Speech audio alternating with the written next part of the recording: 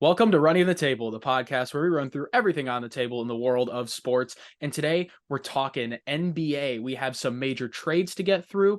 And of course, the big kahuna, the NBA draft. A lot happened in the last few days. We think enough time has passed, so we're going to cover it. Are you ready to go, Tim?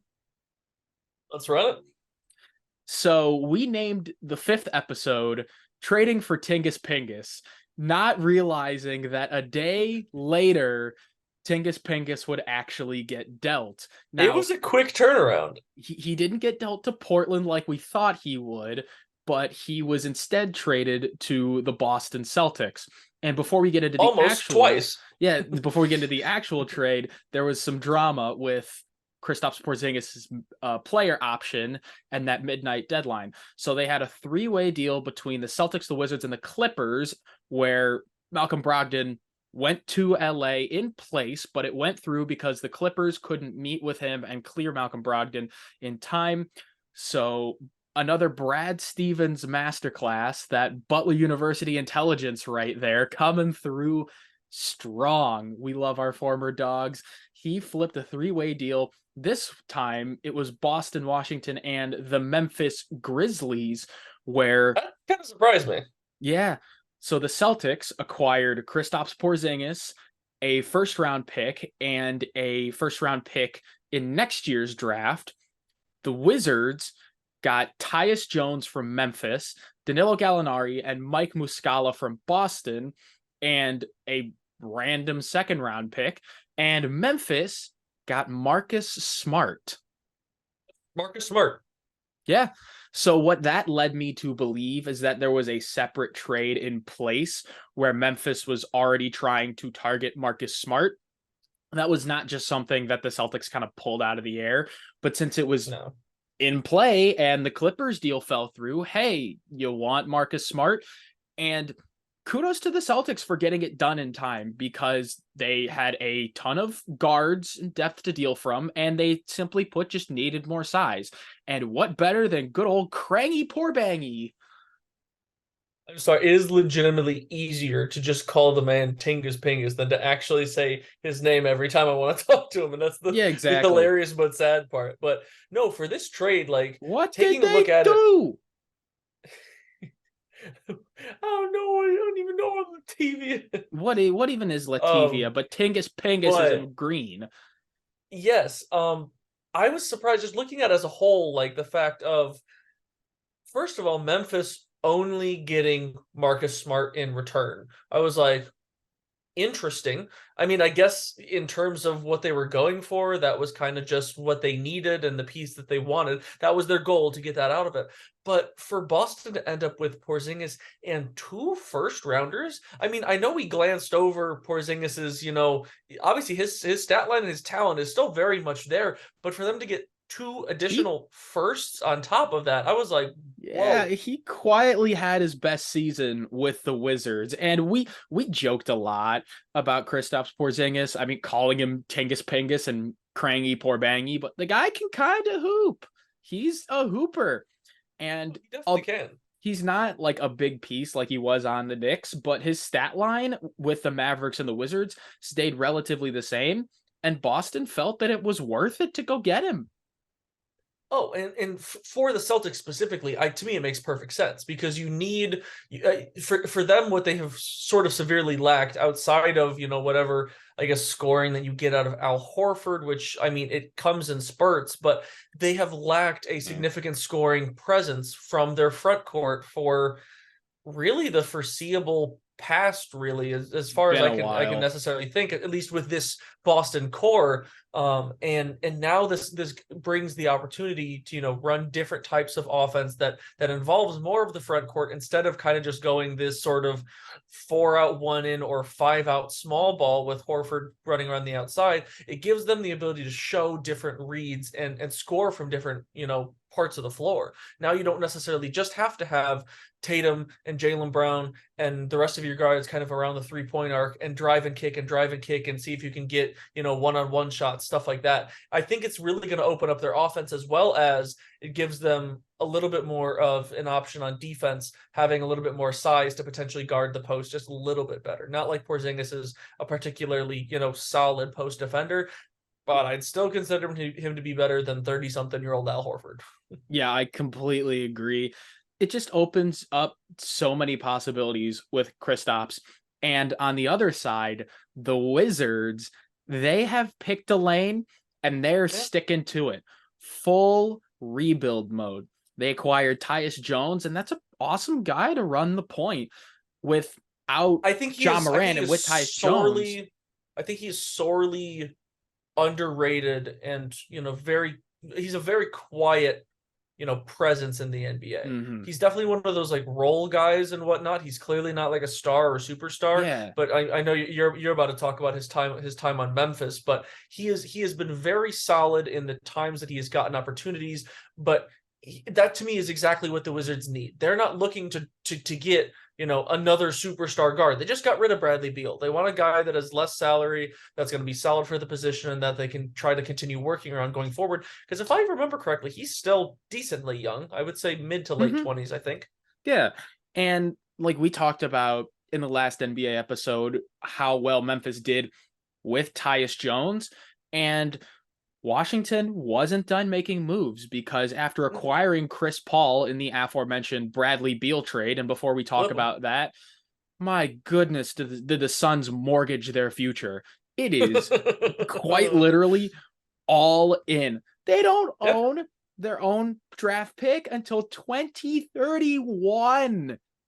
Yeah, no, they are banking on the capitalization of the sort of, I'm not ready to call it the twilight years of KD's career, but we are certainly out of KD's prime, I would say.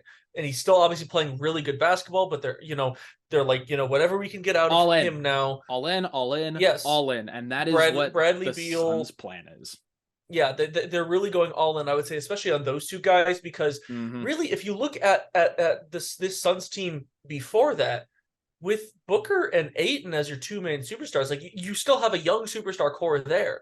Now they've sort of added that sort of veteran, older hitch, where now everything's banking on those. Once they lose out on those guys, whether either they retire or they move somewhere else, then where do they go? Because, you've already lost all your draft picks. Well, Tim, we have talked about the Suns and what their future may look like at length in previous episodes, and that's not what trade we're going to cover right now, because like you said, Chris Paul got flippity-flipped to the Golden State Warriors of all places. And nobody told him until his son was like, hey, Dad. And in return, the Wizards got Jordan Poole, a protected first rounder in 2030, as far as you can here, take as far as we can go into the future and take that first round pick, and a random second in 2027 that we're going to talk about maybe when the 2027 NBA draft comes around, but that's not for a long time. Mike Dunleavy is certainly making some interesting moves. I would call them unorthodox in his first months and first weeks as GM for the Warriors. I like it. I like the trade. It's a good deal. It is a good deal. The Warriors objectively improved by making this deal, because even though Chris Paul should be interesting, whether it'll be alongside Stephen Clay or in sort of like a six-man role. I think he's going to be the sixth-man leader off the bench. Realistically, I think that's what that's going to look like. But, Tim, they don't need him to be that superstar in this stage of his career. Yeah. He could be used as a distributor. Chris Paul is one of the better passers that we've ever seen, and a leader, a veteran that can help these younger guys and really revamp the culture of the Warriors, because that is something that fixed itself by trading Jordan Poole. Because if you remember the Jordan Poole Draymond Green spat, they never really recovered from that. No, they really didn't. And Jordan Poole yeah, in 2022, he broke onto the scene and looked to be the next Warriors star, so they Yeah, extended but him then accordingly. kind of faded almost But as that fast as he came on. completely faded, and he was not the same guy in 2023. So with Draymond Green being a free agent, now that Jordan Poole's gone, you can bring him back and not have to worry about the guy that punched you being in your locker room with you. Yes, this Warriors team is older. Yes, this Warriors team is guard heavy, but To it's be fair, still when a have they not been guard really heavy? solid team. I personally love this move for the Warriors and for the Wizards. Now Jordan Poole gets to be a superstar. He gets to be the guy and he gets a fresh start, a little do-over, because now you kind of have guys around you that the Wizards are building alongside Tyus Jones at the point. You get Poole at the 2. And then you get Bilal Coulibaly coming in the draft. More on that later because that was wow. It was a wild time. But now he kind of gets this fresh, brand new, it's my team, it's my turn. So the Wizards just stay in the course, and Golden State, it's a pretty solid deal for what you're getting out of Chris Paul. Because let's not forget, Chris Paul in 2022, like just one short year ago, was an all-star and a third team all NBA. So, yes, he's 38, 39. Guy can still ball. Yeah, I agree. In terms of the trade itself, I know you and I talked obviously off camera, and I was much more hesitant, sort of You were not skeptical. particularly on You were board. really I skeptical. started off very skeptical. I have come around to it a little bit more in terms of, you know, looking at both Have sides for you? the Warriors. No, I have. And here's Okay, what I'm going to okay, talk about okay. is it does make sense for it in my mind of they are truly going reinforcing of they're trying to get the most out of whatever championship window they have with this core group while they have it left. And in terms of the value of what you're getting out of Chris Paul for whatever time he has left and his role that he can be both on the court and then off the court for younger players, yes, it definitely makes sense. The only thing I do worry about, you talk about how great of a season he had back in 2022. The question for me is, I think what it's going to come down to is the injury bug. Will Chris Paul be able to stay healthy at 38, 39 and provide that spark off the bench? Because I think in the ideal situation, if he's able to stay healthy, I think he's going to be a great contribution to that team. I think he's going to offer more consistent scoring than Jordan Poole could. Poole obviously had, the high ceiling of if he went off, he was fantastic. But when he was off, he was significantly off. I think Chris Paul will be much more balanced, much more consistent. And on the playmaking side, absolutely that's Chris Paul's forte. But I think it's going to be interesting to see whether or not he's able to stay healthy, because we have seen part of what disrupted the Suns teams over these past couple of years is the random stretches of, for instance, hamstring injuries have been big for It's Chris true. Paul in these past couple of years, and that's not going to get any easier. Obviously he's not going to need to have as big of a role, but I mean, he's not getting any younger. But for Jordan Poole, quite possibly the best thing that could have happened to him. On the Warriors, when he was a starter, he was a way, way better player than when he came off the bench as a role guy. And now he gets the opportunity to prove that as that starter, as that main guy, he can be that, borderline or truly a 20 points per game scorer. Because for some time there for the Warriors, when he started, that's the numbers he was putting up. Obviously, he faded significantly over this past year, but with the Wizards, like you said, he will have that opportunity. So it's up to him to take advantage of that with that, young rebuilding team. He's going to have, other than obviously Tyus Jones at the point, he's going to have some of the, potentially some of the most experience as a lot of those guys there, at least in terms of being a high volume scorer. So I definitely have I've come around toward it more because of the fact that it makes sense for what the Warriors want now, but I'm always hesitant about giving up like that younger, higher ceiling guy who showed you that he did have the ability or has the ability to be, that, next guy or next high volume scorer to obtain a guy that is truly, and Chris Paul, we can truly call him in the twilight years of his career. But I think it will still work out well for them. The injuries is probably my biggest concern now. Yeah, and that's fair. But, Chris Paul doesn't need to be the guy. You say like it. See, but he didn't need to be the guy on the Suns either, and he still he wasn't able to get the Suns over the top either. Well, Did not say that he needed to be the guy on the Suns with Devin Booker and KD when KD got there. When KD got there, then it took a little bit of the heat off of Chris Paul. Yeah, they did worse. Is that Chris Paul's fault or is that Kevin Durant? And you can shift the blame. You can shift the blame anywhere, but we can debate this for hours, but we have so much more to talk about. But in general, I think it's an interesting trade. It is a deal that made sense.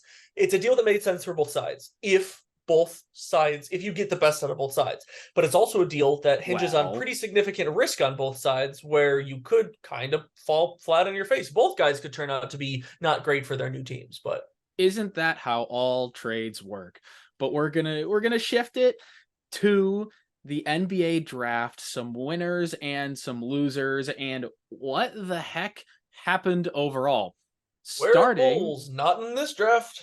Well, they made one pick. They traded back into the second round and got Julian Phillips. But that is not really worth mentioning. All the Bulls did. That is it. So starting off, of course, Victor Wembanyama goes to San Antonio. We can call them a clear winner of the draft because, duh. I mean, how do you lose a draft when you have that opportunity? Yeah, exactly. At the number 1 overall pick. It literally relaunches your franchise and puts you in a direction to, okay, now we get to accelerate this rebuild and start to shoot for winning more. It opens up their options to be in more of a win now mentality or win in the near future mentality as an organization. Whereas recently they kind of been bouncing around between, do we have anybody on our roster that can step up to be the next guy we build around? And they had, some decent performers. I mean, Jeremy Sochan has shown to be a pretty solid player for them, but not definitely like star level or anything. They've had guys, but they certainly haven't had a ton of success, which is why they were able to get the number 1 overall pick. Now, all of a sudden, you can look at, okay, what do we have right now? What do we have in terms of picks and players that we could try to go out and find some, already established pieces to make this team a, formidable, potentially pushing playoff team either this upcoming year or the year after, depending on what they think or what they expect to get out of Victor Wembanyama year 1, which obviously a lot of people are talking about wide ranges between, he'll need some time to, the expectations adapt, or day 1 all-star. So grand.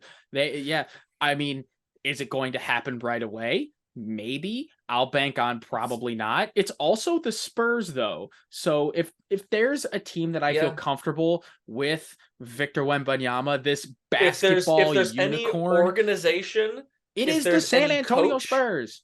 If there's Greg Popovich. Any team exactly that has the ability to take a foreign, superstar and turn him into, the next big thing. Obviously, Victor Wembanyama was already a big thing before he got here, but in terms of the NBA, the Spurs are the team to do it. And you want to know what really interests me with this?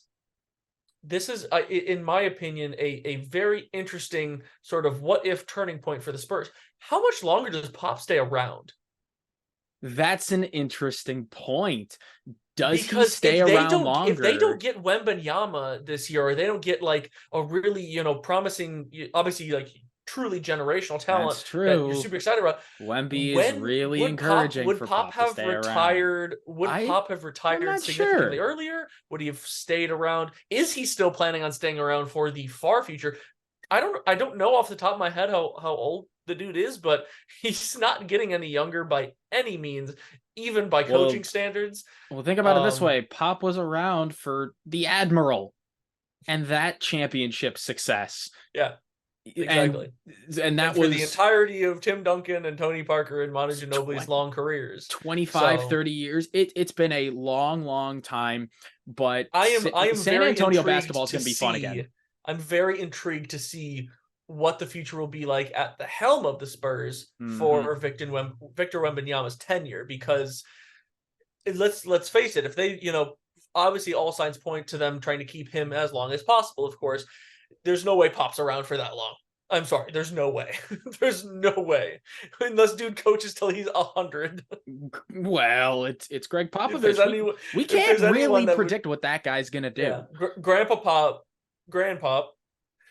could definitely be the first to pull it off. But yeah, I'm curious. But in terms of the talent, obviously it's there. They're fully planning and going full steam ahead and seeing what they can do with him at the helm. So I'm excited to see. In general, when you have guys like this, it's just great for the NBA, because it brings more press, it brings more people in, people who didn't necessarily know about the NBA. You see random headlines on all types of news outlets and whatnot about 7'4" crazy big superstar. So hopefully it has the opportunity to continue to expand the NBA fan base, and how it can be going forward. With the next pick, the Charlotte Hornets managed to screw it up. How that is even possible, I'm not really sure. But at number 2, they took Brandon Miller, and everybody lost. Everybody was pissed. How do you do that? Even their mascot was like, dude, Hugo wanted Scoot, the fans wanted Scoot, and I didn't think it was possible for everybody from a collective fan base to be mad at a pick like the Charlotte Hornets fan base is. And it is hilarious to watch, because Brandon Miller is a pretty good talent. He is he's deserving of, he's a very talented basketball player, of that top 2 pick. But what does this mean for Charlotte? And even though they had the most amount of selections in the draft, it doesn't really matter. So that draft process of taking Brandon Miller over Scoot was handled by Michael Jordan, who, great NBA player, terrible NBA scout, cannot scout to save his life. They picked Melo. LaMelo hasn't done bad. He's obviously been a pretty good player. Yeah, but other than that, real. If you look at their Michael Jordan also went, and Bradley Beal's here, Damian Lillard. Nah, I'm gonna take Michael Kidd Gilchrist. Like, Michael Jordan is not a good evaluator of talent. That is just what it is. Good basketball player, good businessman. Because at the end of the day, he still did sell his stake in the team for significantly more money than he bought it for. So he's a very good rich for him man on that side. But in the basketball sense, as a GM and as a scout, not really there. Yeah, no, not at all. And another thing that kind of makes me scratch my head is, okay, so you have LaMelo as a primary ball handler, and you don't want to take Brandon Miller, because he's a small forward, it'll be a better pick. Then why would you take multiple point guards at later points in the draft? Because you took Nick Smith Jr. and Amari Bailey, both point guards. I don't get it, right? If you didn't want a point guard with Scoot, why would you add depth, right? Like, this isn't football. You can have Scoot and LaMelo playing side by side and making it work. You might as well, at that point, just take Scoot Henderson and stock up on depth everywhere else. That just doesn't make any sense to me. No, I entirely agree. I still think, in my opinion, in an ideal world, I think the best case scenario, I would love to see the Hornets trade for Zion. I think that would have been a crazy matchup between LaMelo at the point and Zion at power forward. If, of course, if Zion's able to stay healthy, that's all hinging on that. But and gets his off the court business in check. But in terms of like staying with the pick that they did, I truly do not agree with the Brandon Miller pick. Now, does he still have the opportunity to be a very solid This basketball is player? not the fault of Brandon I Miller believe at it. all. This is not an indictment of But Brandon Miller, the player.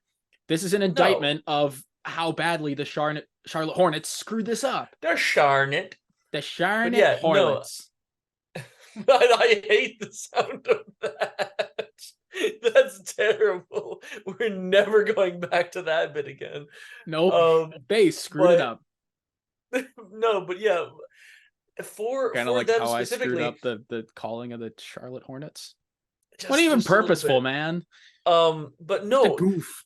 even if they wanted to take Brandon Miller, the only way that in theory, makes any sense to me is if they handle the rest of the draft better. I think they just seemingly went wrong at every turn. Like you said, if you're going to go firmly in the position of not taking the point guard because you have LaMelo, then you can't go and take 2 more point guards later and be like, cool, depth.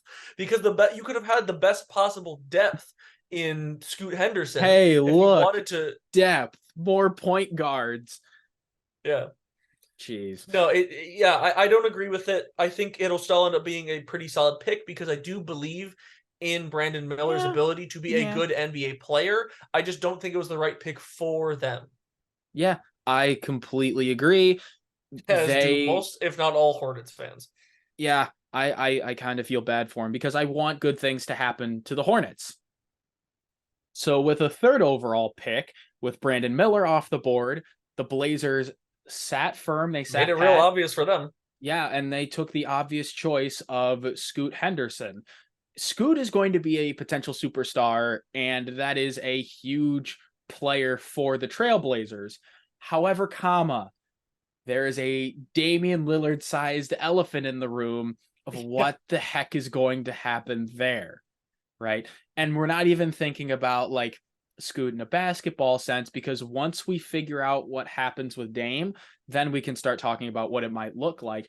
But Damian Lillard is one of the best players in Portland Trailblazers franchise history, and he made it expressly clear he wants to win now.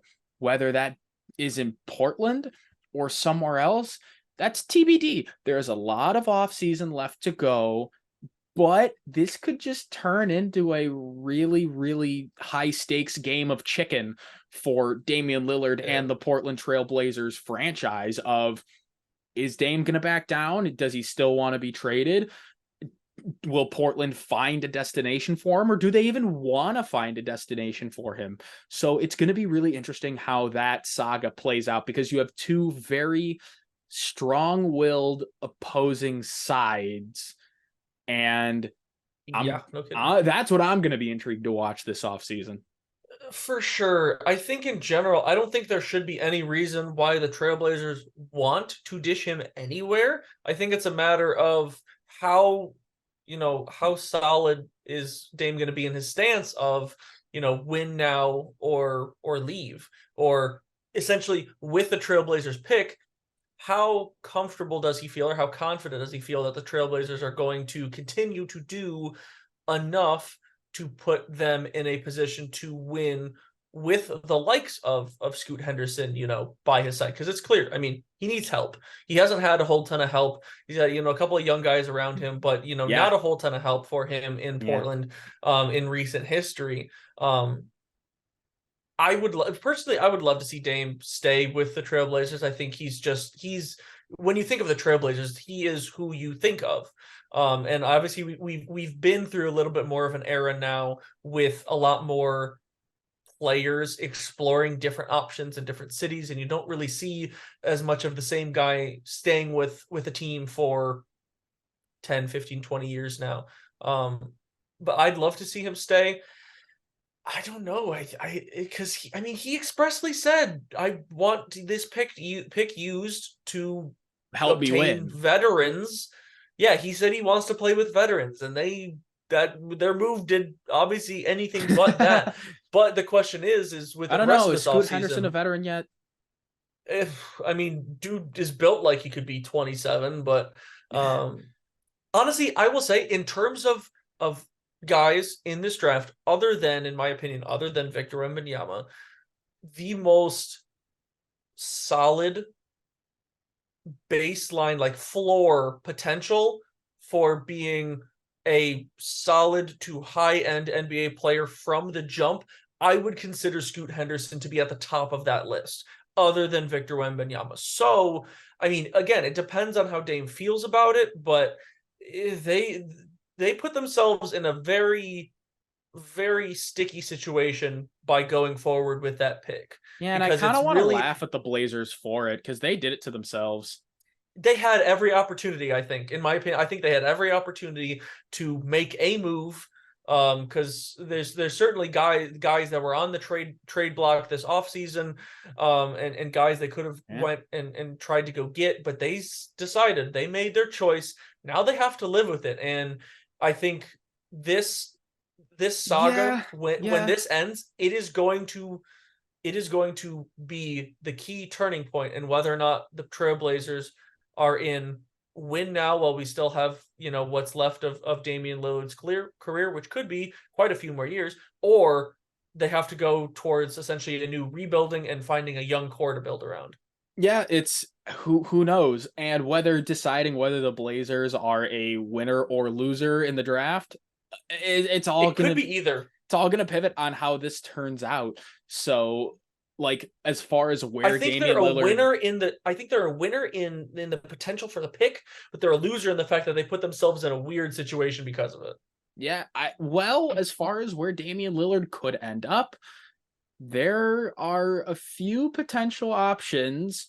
I mean, Miami seems like a pretty solid fit. If you want to go play for a contending team with a good culture where the championship window, who could very much use a very solid, stand-up point guard, because obviously, I mean, their guard play has been great down in Miami, but would you rather have Kyle Lowry or Damian Lillard? I'll stop there. Exactly, and you can put Dame in the starting lineup and have some of those great, their role players as they've been come to be known as. You could start, putting together a very solid second group there. I've also heard Damian Lillard to Brooklyn with Ben Simmons. Is Ben Simmons even going to play basketball again? I still question that.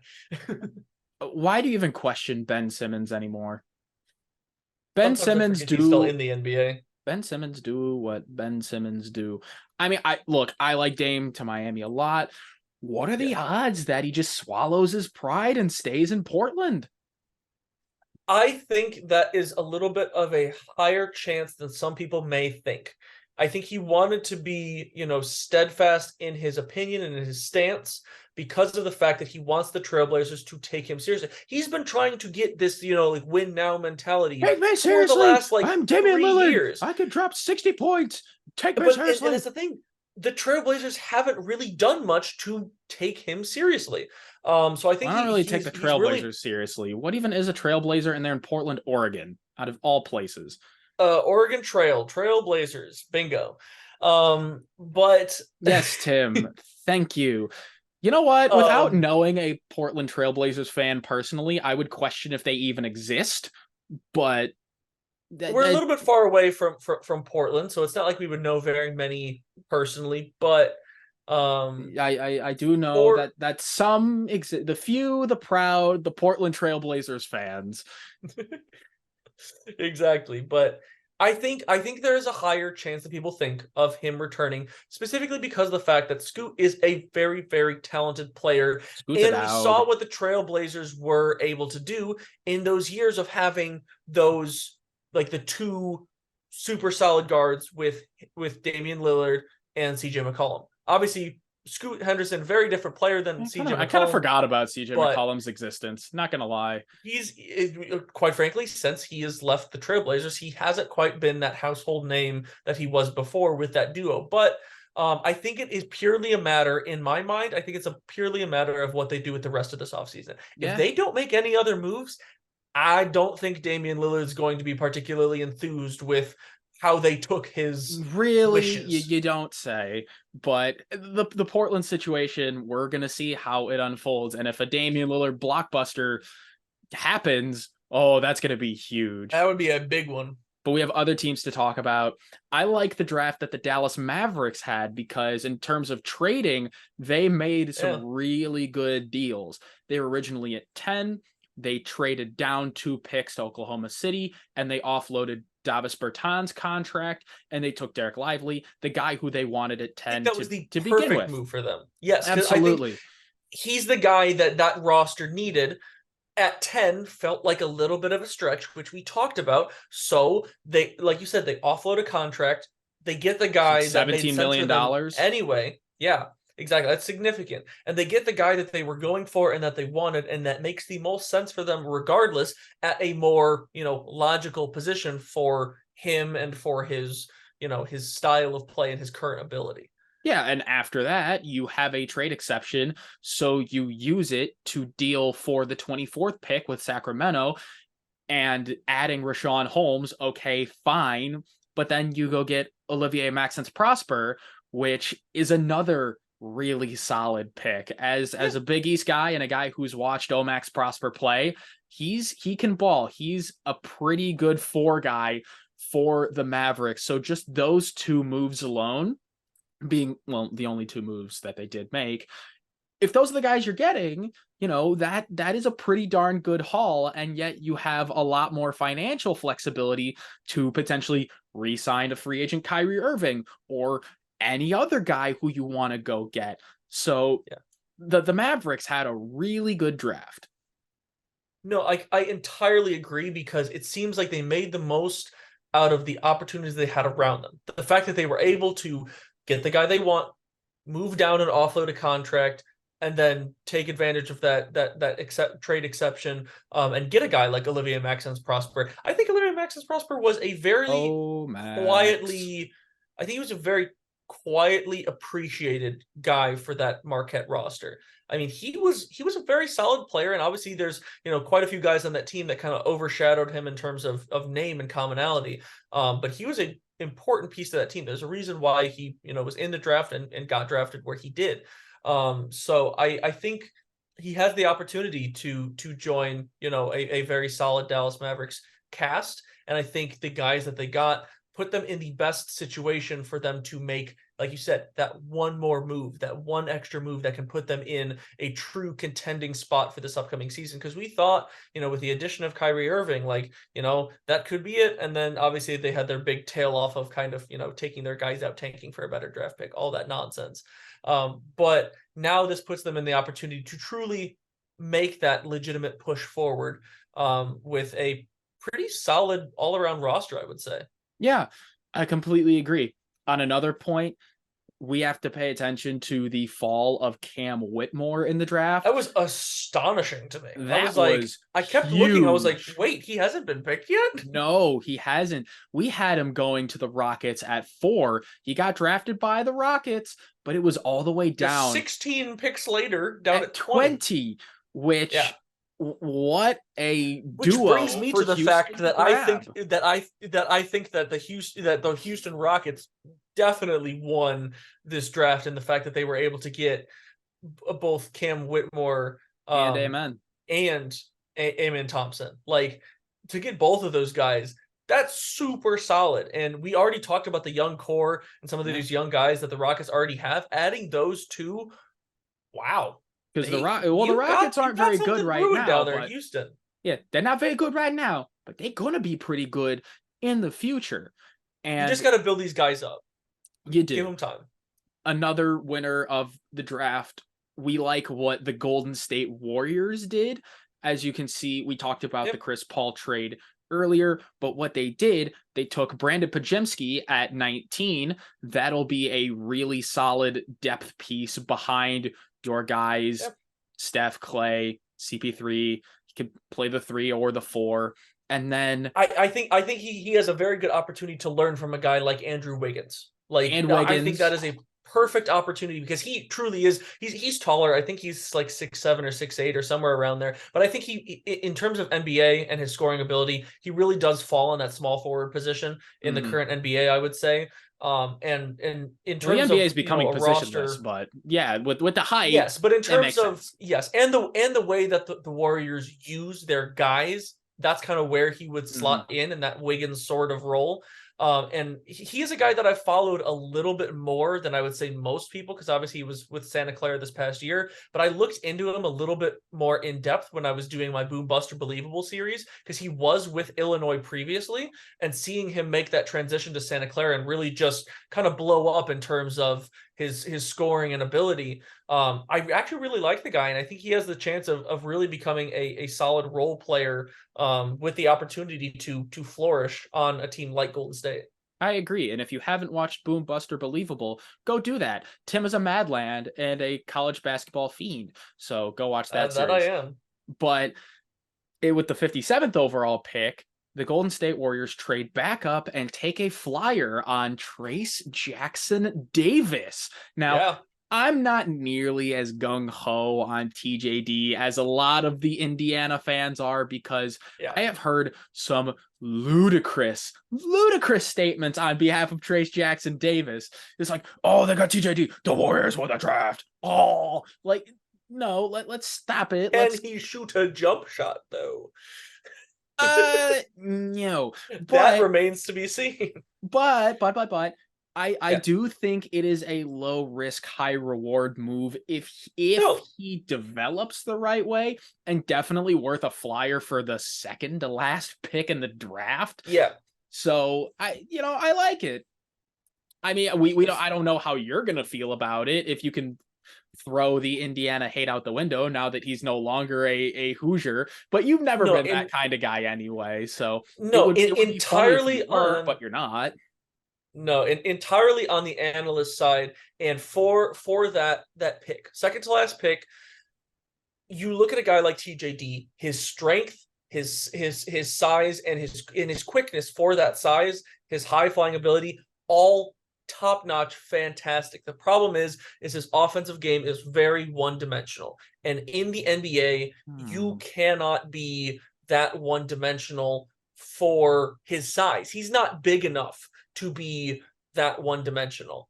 But so the question is, like you said, how will he develop? Because why are you looking at me like that? But Tim, how does that make you feel? What is this, a therapy session? This is an NBA therapy session. Tim, how does that make you feel as a Purdue fan? You talk about the analyst side, but what about from your heart, from your feelings?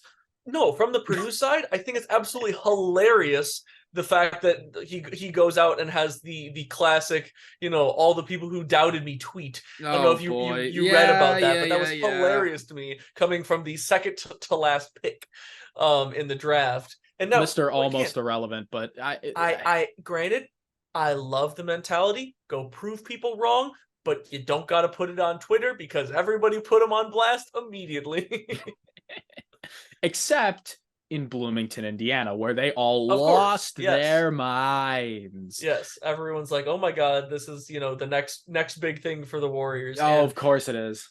His athleticism alone, his athleticism and strength is alone good enough for him to be drafted at that position. That I entirely agree with. Drafted? But for people to... He was drafted with the second to last pick in the draft? He was. But... Oh, geez. I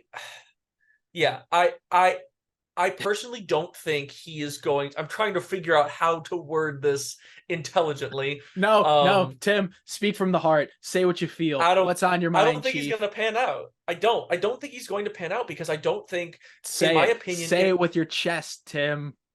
If he had the ability and true desire to develop the different sides to his offensive game, I think he would have already done it. He had those, glaring issues in his game on the offensive side for basically all 4 years of college, and he never really improved. Have those on 4 years of college to improve, but that is going to be interesting to see how the Warriors develop TJD. But on a similar note, how they try to use him. Will they try to use him? That's going to be the big thing. They picked him, but will they use him? I don't really know. Not many second to He, last picks get used very much. he was a rare college superstar big that got drafted, period, because there was a Yeah. lot of big names from college basketball that went undrafted. Oscar Tshiebwe, Drew Timme, Adama Sanogo, Azuolas Tubelis, they were all some of the biggest and best big men that were noticeable from college basketball, and they all went undrafted. Now, a lot of them Big difference, got two-way athleticism. deals. Exactly what I just said, though. The big difference is athleticism. Trace Jackson Davis has athleticism more than maybe multiple of those guys combined. Well, Oscar Tshiebwe was a national player of the year, and the Pacers took a flyer on him on a two-way deal, which I get it, do it. Yeah, I like two-way deal. See how it goes. I like. Why not? Because if you have something, then congratulations. You were the team smart enough to take a flyer on a really cheap price on a former national player of the year. So as far as like that goes, but I think it really speaks to where the direction of the NBA is heading in terms of prospects, their skill set, and what you need in order to play in the National Basketball Association. Because these bigs are more skilled, they can do more things than ever. And I think maybe a decade ago, all of these guys would have been drafted with relatively high draft capital. Undoubtedly. But we're in a different era in the NBA in a different now. Yeah, if you can't shoot, then you're going to get picked second to last in the draft. Not naming any names, but that is an important facet of the game that you do need to add. Yeah, no, I entirely agree. And quite frankly, you can look back at the near past, the distant recent future, past, the year 2000. The recent past for National Player of the Year. It's not that great in terms of NBA production. Yeah, You've got that's obviously true. Oscar Tshiebwe, who now just is getting to the NBA. He didn't even do that fantastic with his last year of college. You've got Luka Garza before that, who has struggled to find his way into a consistent NBA role. You've got Obi Toppin before that, who is definitely he's got a consistent role on the team, but I mean he's not crazy. And obviously before that is the 2 years prior is where you find some of the NBA superstars. Still, you have Jalen Brunson, who has emerged into be fantastic, and Zion Williamson in those back-to-back years, 2017, 2018, 2018, 2019.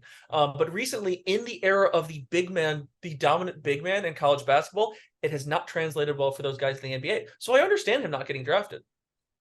To wrap this thing up, we're going to talk about my Indiana Pacers, what kind of draft they had. And before the draft, I was very confused at what the heck they were doing, because they had held significant draft capital. They had held, along with that 7th overall pick, they had held 26, 29, and 32. And then they flipped 29 and 32 to the Nuggets for 40 and their first round pick next year, which is the defending NBA champions. That's probably not going to be worth that much anyway. And then, hey, the 40th overall pick, hey, LA, you want to move up 7? Just give us money. And they did. But then the draft happened. And then you let Chad Buchanan cook. That was an interesting situation to get 2 second-round picks out of Washington for Bilal Coulibaly, whether that was something they had talked about previously or they knew the Wizards wanted him. So it's like, hey, you want him? Give us our guy for 2 second-round picks. And Washington pulled the trigger, which then begs the question, what are second-round picks worth? Anything? Again, something? No one knows. Because they keep getting tossed around so differently. It's so hard to tell. We still don't know. But you draft Jarris Walker at 8. That was the slam dunk pick. That was really, really good. I love that for them. Yeah, we figured that was going to happen. It was the correct pick, and they made it. So props. And then at number 26, you take Ben Shepherd, who can absolutely spray after doing more research and never heard of him before the draft. Yeah, but he's a guy that definitely went under the radar, but definitely has some pretty significant promise if he can keep that scoring. This is a great depth piece if he can be a high volume and high efficiency shooter in the NBA. And then with your last picks, you take Mojave King, who's a G League guy that you can see what you have there. And then at number 55, you take Isaiah Wong, which we throw The up to Hurricane. you, and I absolutely love because they got a good one. I love the draft that the Pacers had, the excitement of Pacers basketball for that future. If it pans out, they're going to be a really, really good team. I'm keeping that same energy, and I'm staying optimistic about my Indiana Pacers. And to me, that makes sense. I mean, I like what they did. I still think the trade is interesting because in my mind, who cares? the They had a good Wizards draft. yeah, no, I'm saying it makes perfect sense for the Pacers. Cares, I don't man. really, I I'm don't just gonna really be a get it from the fan Wizards. here. No, I don't really get it from the Wizards' point of view. Like, what's the point of them moving up the 1 to take a guy and then giving up 2 seconds when, in theory, if both teams got the guy they wanted, they could have just both taken their guy and moved on. They were right next to each other in picks. Unless the only thing I could think of is that unless the Pacers and perhaps Chad Buchanan was kind of whispering sweet nothings into the Wizards' ears of saying that someone else was going to trade with the Wizards to trade Koulibaly or to pick Koulibaly. If the Wizards wanted him that bad, then they would say, okay, we're going to make the trade with you and give you reason to make sure that we can get him and let them move 2 back. second-round picks. Whoop-de-doo. But I'm just saying that's the only reason why it makes sense to me, because if both of the teams got the guy they wanted, they could have just taken those guys at 7 and 8 respectively. Well, guess what, Tim? Positions. Both guys got the guys that they wanted, so it's really a solid draft. And the Pacers are I think in a very solid position going forward. They still need to do more, I would say, and to continue to build. The roster is not there right now. But they're in a good position to, push forward and try to, continue building something that can be a the course, playoff contender. Stay the course. It's been a while since we've seen a true solid playoff contending Let's go Indiana Pacers team. Woo! So yeah, I completely... You have a new job as a Pacers cheerleader.